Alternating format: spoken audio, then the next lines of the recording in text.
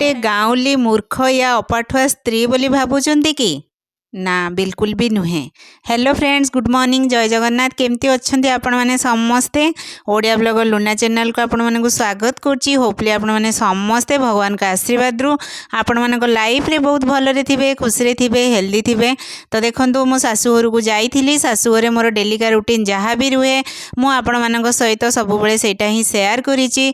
तो मोर पुराना क्लिप किछि थिला ना, मु भाबली पुराना वीडियो गुडा जो अछि ताकू मु आपण मानकु देखैबार भी किछि मान्य अच्छी कारण आपण से किसी बुझीपारे।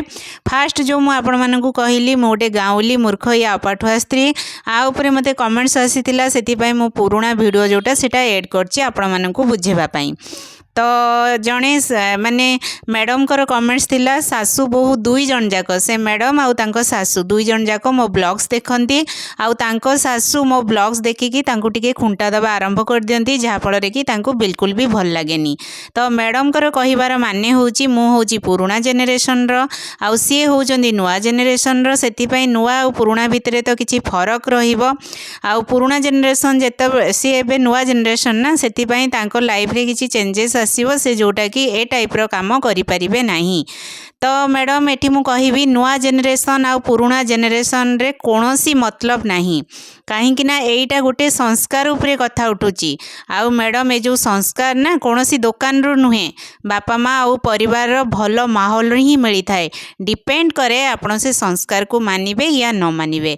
किंतु जे संस्कार को मानी की चलुची मैडम, से जे गाँवली मूर्ख या अपाठुआ स्त्री हबो सेटा आपण केमिति भाबी पारले।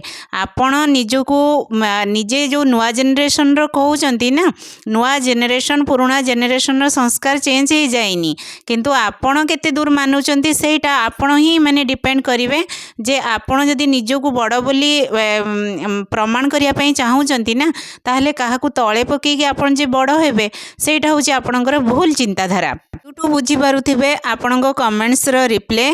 तो देखंतु फ्रेंड्स, परिबा आनी की डाइनिंग टेबल उपरे रखी देइथिली, ताकू एबे मो फ्रिज रे रखी देली कारण सुखी जीवो। काली पाखरु ही डाइनिंग टेबल उपरे थिला तो सेति पई ताकू रखी देली। माछ टिके नै के आस्तिली, मु कहली आज ना दही माछ करबा, बहुत दिन हे गलानी दही माछ खिया हेइनी। आउ टिके भी खाइबा पीबारे जदि आपण चेंज करूचंती ताहले माने दिनटा बहुत भल रे जाए और खाइबाटार टेस्ट जो सेटा टिके अलगा अलगा हे गले ना भल लागे। तो देखंतु दही माछ पई मु पोस्त किछि नेइची आउ चार मगज भी नहीं के आस्तिली आउ धला सोरिष बस आकु देकी आमे एबे ताकू ग्राइंडिंग कर दबा। पानी बिल्कुल देबेनी, ताकू एमती पाउडर टाइप रो माने ग्राइंडिंग कर देबे ना, बहुत जल्दी ग्राइंडिंग हे जिवो। आउ एपटे मोर माछ भजा चालीची। आउ टिके बड़ बड़ पीस माछ देखिकी आनीथिली। मु कहली बड़ बड़ पीस माछ आनिले ना माने कंटा कम हबो आउ जय को भी खोइबा पई सुविधा हबो, कारण छोट माछ हेले कंटा हुए ना, ताकू फेरे बाछि बाछि दबा पई पड़े। भजा भी मोर एबे चालीची। आउ देखो मसला रे नेली कंचा लंका 3टा नेची, तापरे रसुण पियाज बिल्कुल भी देइनी मु, टमाटर बस ताकू मिसेकी ग्राइंडिंग कर देबे। जदि दही थिबो ताहले दही भी देई देबे, किंतु मु लास्ट रे दही देइथिली, भूली जाइथिली ग्राइंडिंग करबा पई, कारण मते कमेंट्स रिप्ले करिवार थिला। सेति पई मु भाबुथिली को टाइप रो कोन आजिका ब्लॉग रे ही कमेंट्स रिप्ले करिवि। आउ मु बासी किछि रखिबिनी, बासी रहिला माने बहुत टेंशन दबो। सेति पई जेतेबेले जो कथा होउची ताकू बस सेई दिन ही सारी देव। तो हजबैंड सब बड़े गोटे कथा कहती, जो दिन जहाँ कथा होची से दिन सारी देव, बस आउ किछि भी ट्रेस रे रहिबनी कि से कथा हो तुम मुंड रे पसिबनी।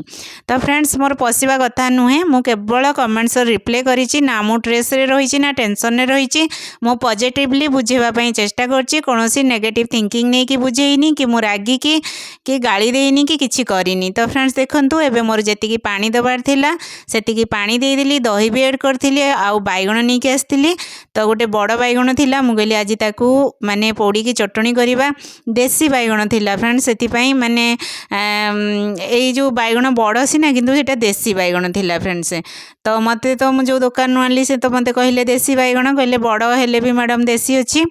तो देखंतु मु ताकू एबे बैगण पोडुची आउ कंचा सोरिष तेल दही माछ उपरे देली फ्रेंड्स, तार फ्लेवरटा बहुत बढ़िया आसीबो, टेस्टी भी लागिबो। लास्ट लुक मु आपण मानकु देखैबी केमिति कोन हेइची।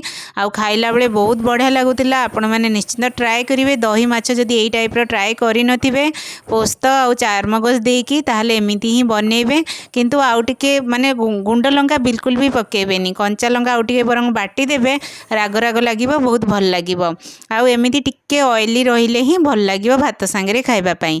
बास मोर रोसे बास सरी जाइथिला, फटाफट बासन धोइबी, जय को जीवी स्कूल रु आनिया पई। एई भलिया डेली का रूटीन मोर चलीची। ठंडा दिन दिन सान माने राति बड़ हो जाउची, माने काम सरुनी किंतु दिन सरी जाउची।